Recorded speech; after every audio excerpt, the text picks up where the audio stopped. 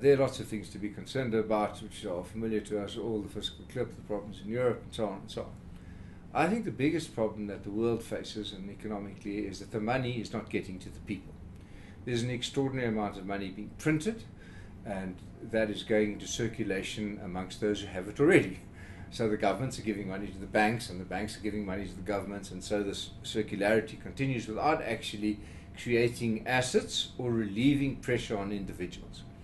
So although shares keep going up and up and up because cash has become the enemy, when cash yield is negative, then cash becomes an enemy, and the thing that we work for all of our lives to provide us with a pension so that we can buy food becomes worthless. And when you start doing that, economic theory starts falling on its head.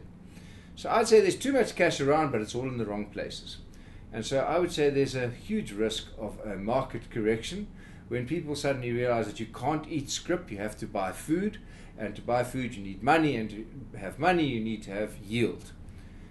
So I think unless we stop printing money and start building assets, and I'll go back to an example of the Golden Gate Bridge in San Francisco, which was built at the height of the Depression, and it was built just to get people back to work.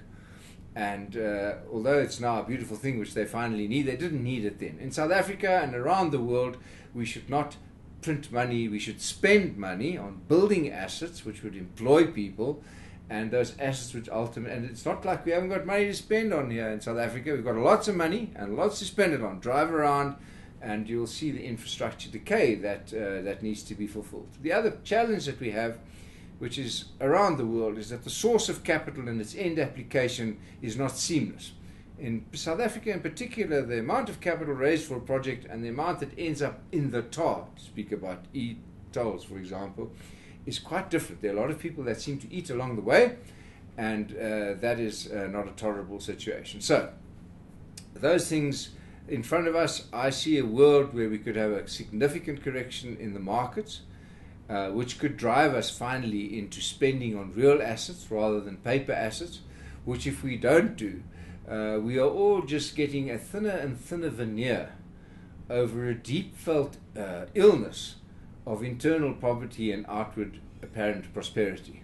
It's like walking around with some serious disease but feeling good. Or if I go back to my school days, it's like just after you got caned and you walk out smiling but your ass is really sore. I'm sure you can't say that on TV.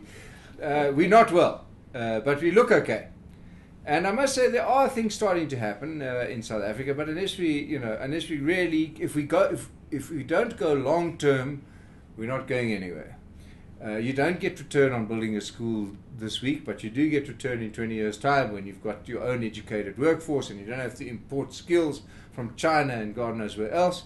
And so I think that people have to move away from short-termism. I think in South Africa in particular, if we don't start holding hands across all boundaries, we face a bigger divide than the one we crossed in 1994, which is an economic divide.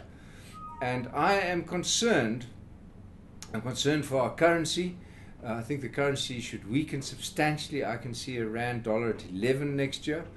I see interest rates pretty stable. And there are lots of things that we're getting right. But for me, the answer lies in building real assets with real people, South African people, so that we don't have to import skills and with them import inflation. And when they finish building our stuff, they're going to go home. So I'm very cautious about the outlook.